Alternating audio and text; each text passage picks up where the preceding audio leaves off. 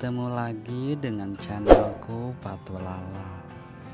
Sebelum kalian menonton channelku, terlebih dahulu ketik lonceng subscribe dan like komentar.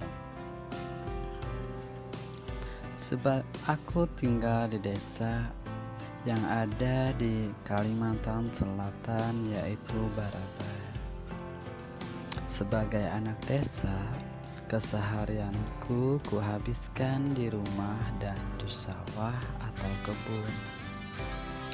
Mata pencaharian orang Kalimantan Selatan yang terbesar adalah bertani.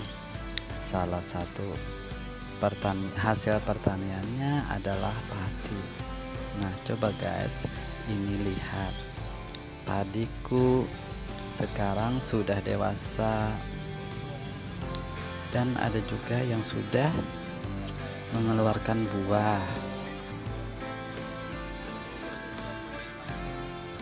Dengan memandangnya saja aku sudah merasa bahagia, senang tak terkira.